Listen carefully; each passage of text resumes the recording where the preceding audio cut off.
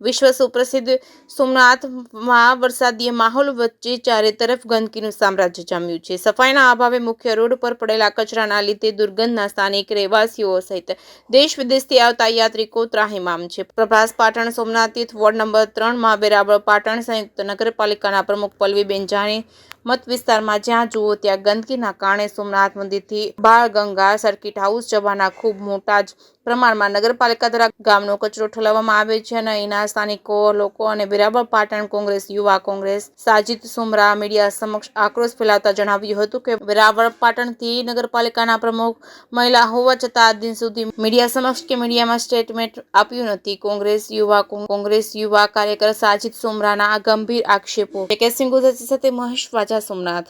મારું નામ કલ્પેશભાઈ ચૌહાણ છે। આજે હું વાલ્મીકીવાસમાં રહું છું। જાજા સમયથી અમે રહીએ પણ મારે આ ગંદકીનો સામનો કરવો પડે જે અત્યારે તમે હાલ જોઈ રહ્યા છો। જ્યાં આ રોડ ઉપર જ્યાં હાલવાનો રસ્તો છે ત્યાં બધી નાખી જાય છે, જ્યાં અંદર ગેપ છે ત્યાં કોઈ નાખી નથી આપતું। તો આનું કારણ શું છે?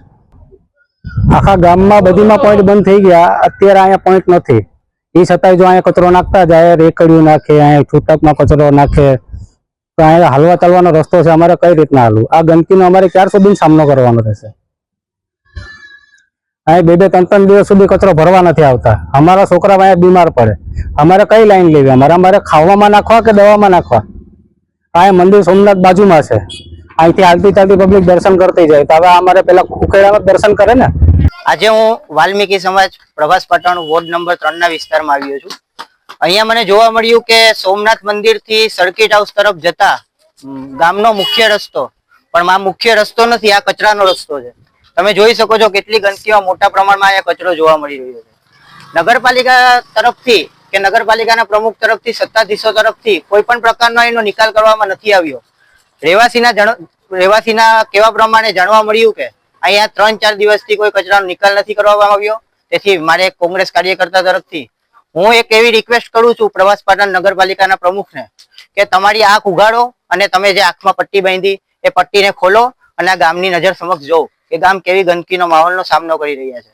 આગળના સમયમાં પણ મેં હમણાં ગઈકાલે પણ એક વિડીયો જાહેર કર્યો હતો કે પ્રભાસ પાટણ વોર્ડ નંબર 2 ના પ્રભાસનગર 4 માં પણ પાણી ગોઠણડૂબ ભરાયેલા છે અને અત્યારે આ ગંદકી મોટા પ્રમાણમાં જોવા મળી રહી છે। બહારના આવતા યાત્રિકો પણ અહીંથી ભીડભંજન મહાદેવ બાળગંગાનો દર્શન કરવા જઈ રહ્યા છે, તે પણ આ ગંદકીનો સામનો કરી ખરાબ છાપ લઈને જઈ રહ્યા છે।